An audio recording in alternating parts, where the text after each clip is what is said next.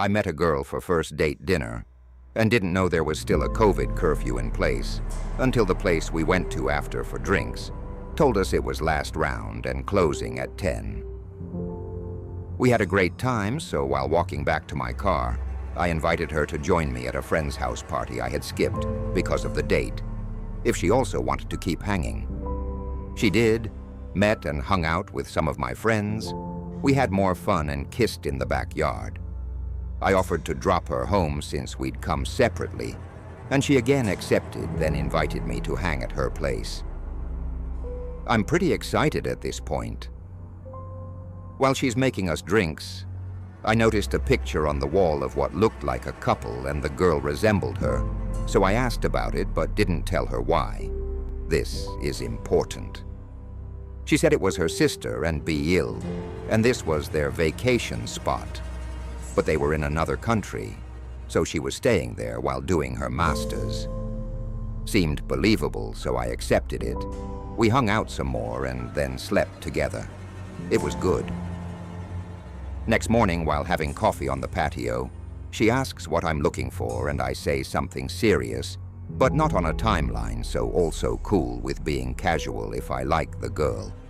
She says she's just finalizing a divorce, so just looking to have fun, and we probably won't hang again, and asked me what I thought.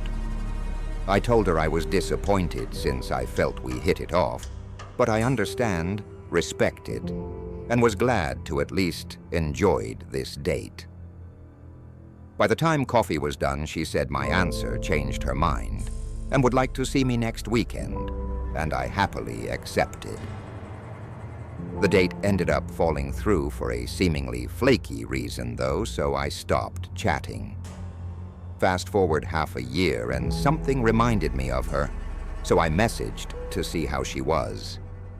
I didn't hear back for a day, so I checked to see if she read it, but was ghosting, to then find that the chat had been blocked, and her profile picture changed to her holding a baby that was clearly born well before we met.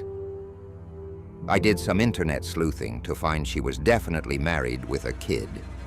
My best guess from what I found is that she lied about being separated.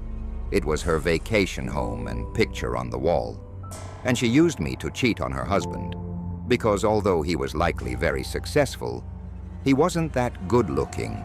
She was quite attractive.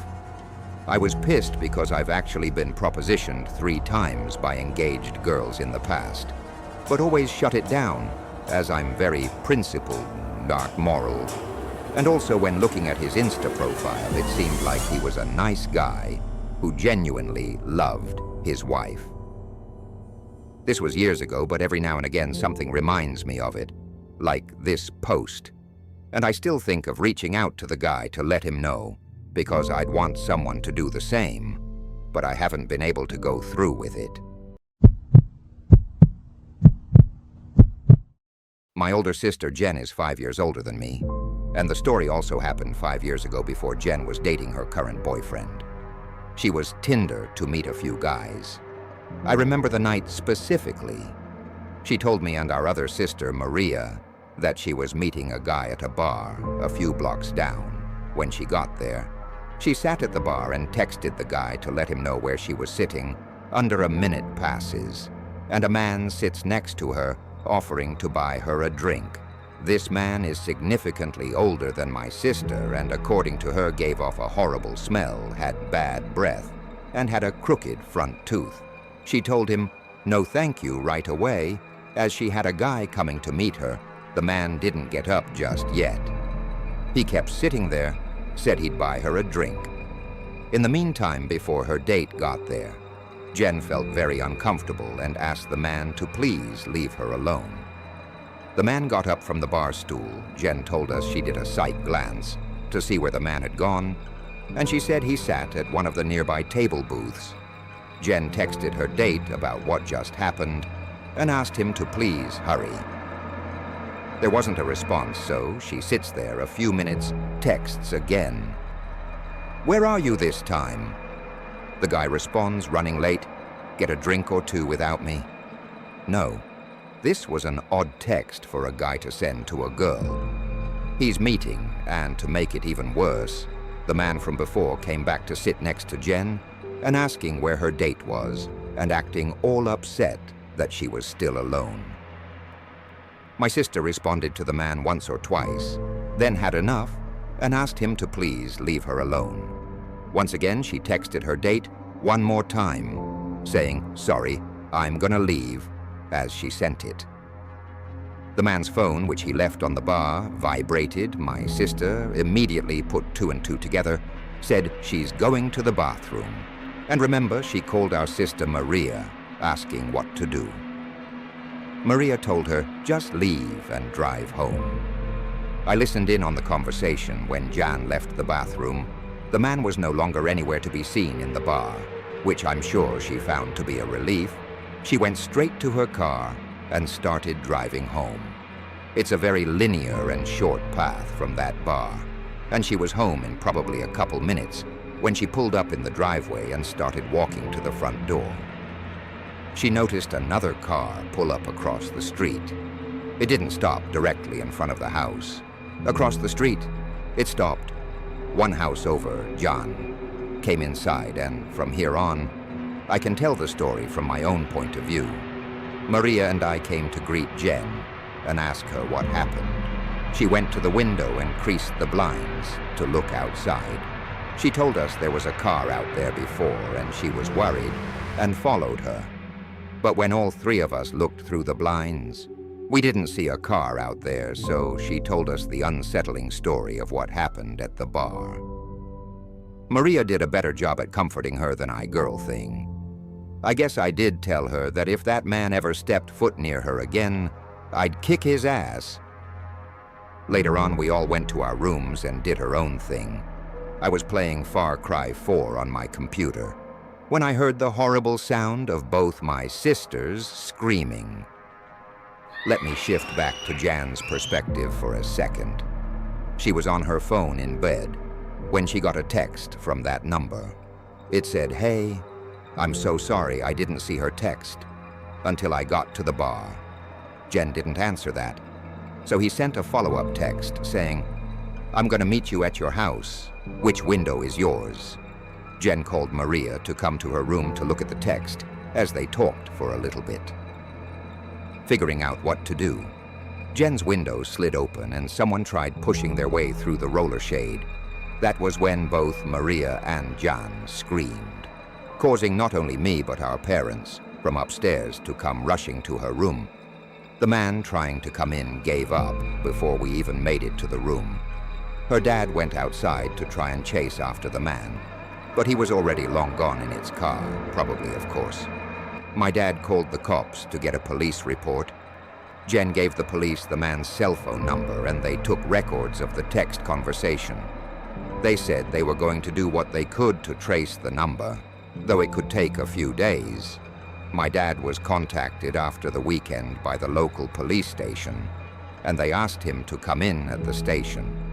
They said they traced the number to be a fake number through some app, and that there was no guarantee they could trace the EUs back to a specific phone.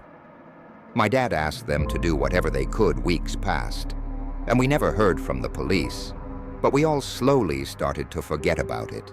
You could never really understand people's motives and how they think. They'll get away with some things, like climbing into a girl's window, for instance. We've all had bad dates, right? This is the only date I've had to date that rang every alarm bell and waved every red flag. I'll preface this by saying, I don't go on many dates, but when I do, I make sure I follow safety protocol by only meeting my date in public places, let either family or friends know where I'm going, and park in a populated place close by to wherever we meet. Anyway, this date initially suggested we meet at his house to watch a movie and have a few drinks, and I said no, I don't feel comfortable with that, and I only want to meet in public. He seemed okay with this, but then brought it up a few more times, and I said, if money is an issue, we could meet up another time or forget about it altogether. But my date backtracked and went with my idea of meeting at a cafe I chose, that I was familiar with and equidistant to where we both lived. Anyway, he turns up in a two-door car. This detail is relevant. And goes into the cafe, and I follow behind and introduce myself. After a polite introduction, things begin to get weird. I order a Coke, and he says, "Don't you want to drink?" I was going to pop into bar, which is connected to the cafe, and get one. I say no, I'm not drinking, and he looks at me like WTF, as if I'm being unreasonable. I already explained in messages I don't drink as I'm on medication, so having to re-explain it again pissed me off. He seems disappointed and goes to order a cider from the bar while I get a table. Anyway, we sit down with our drinks, and Date immediately goes on about going back to his place again, even though the original plan was to stay here and order food. And I already stated that was not happening. He says something along the lines of having a few drinks and eating at his place. And I said we don't have to eat. We can just have our drinks and leave. He gets defensive and says he has money but prefers it if we go back to his. I make a joke and say, "You're not a killer, are you?" And instead of laughing it off, he stares at me uncannily and says, "You don't think I would hurt you, do you?" I laugh uncomfortably and say, "Of course not." But really I'm relieved this date won't be going any further. Date suddenly says, "Are you going to follow me in your car? Because that wouldn't make sense. How about we go in my car? But I've got packages in the front, so you'll have to squeeze in the back, and I'll drop you back off to your car after." In reality, that made less sense than me following him in my own car and then driving home from this house after. The fact it was completely illogical made it even more creepy in my mind. Every alarm bell was going off at this point. I said, "Look, I don't want to go to yours, and your insistence is giving me the creeps." Date looks shocked, mumbles something about needing the toilet, and excuses himself from the table. A few moments later, I see him through the cafe window getting into his car and driving off. Massive bullet dodged, in my opinion.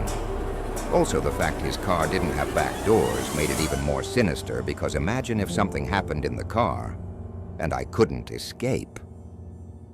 TLDR, creepy Date kept wanting me to go back to his house, and when I kept saying no, he finally noped out like the creep he is. I reported him on the dating app,